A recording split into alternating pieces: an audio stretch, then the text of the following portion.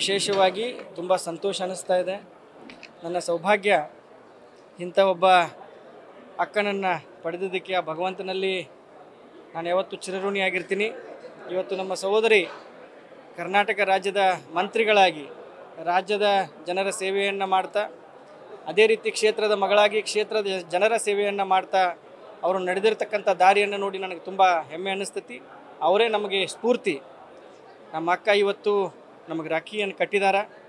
ಯಾವತ್ತೂ ನನ್ನ ಜೀವನದಲ್ಲಿ ಅವರು ಹಾಕಿಕೊಟ್ಟಂಥ ದಾರಿಯಲ್ಲಿ ನಡಿತೀನಿ ಅಂತ ಈ ಸಂದರ್ಭದಲ್ಲಿ ಅವರಿಗೆ ಭಾಷೆಯನ್ನು ಕೊಡ್ತಾ ಸಮಸ್ತ ನಾಡಿನ ಎಲ್ಲ ಸಹೋದರಿಯರಿಗೆ ಇನ್ನೊಂದು ಸಾರಿ ರಕ್ಷಾಬಂಧನದ ಶುಭಾಶಯಗಳನ್ನು ಹೇಳ್ತೀನಿ. ಸರ್, ಈಗ ಚಿಕ್ಕವರಿದ್ದಾಗ ನಿಮಗೆ ನಿಮ್ಮೊಬ್ಬರ ಪಾಲಿಗೆ ಅಕ್ಕ ಆಗಿತ್ತು, ಇಡೀ ರಾಜ್ಯದ ಪಾಲಿಗೆ ಅಕ್ಕ ಆಗಿದೆ. ಸೊ ಆಗಿಂದ ಈಗಿಂದ ನೋಡಿದ್ರೆ ಏನು ಅನಿಸುತ್ತೆ? ಅದೇ ಹೇಳಿದೆ ಅಲ್ರಿ, ಈಗ ನನಗೆ 5 ಜನ ಅಕ್ಕಂದಿರು, ನಾನು 6ನೇದವನು. ಯಾವತ್ತೂ ಕೂಡ ನಾವು ಈ ರೀತಿ ದಿನಗಳು ಬರ್ತಾವಂತ ಕನಸ್ಕೊಂಡಿರಲಿಲ್ಲ.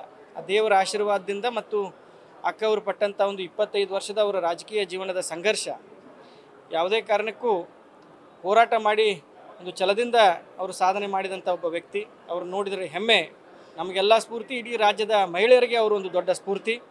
ಒಂದು ಸಂದರ್ಭದಲ್ಲಿ ನಾನು ಹೇಳಿದಲ್ಲ, ನಿಮಗೆ ಸಂತೋಷ, ಹೆಮ್ಮೆ ಎಲ್ಲ ಉಕ್ಕಿ ಬರ್ತಾ ಇದೆ. ಇವತ್ತು ಅವರು ರಾಖಿಯನ್ನು ಕಟ್ಟಿದ್ದಾರೆ.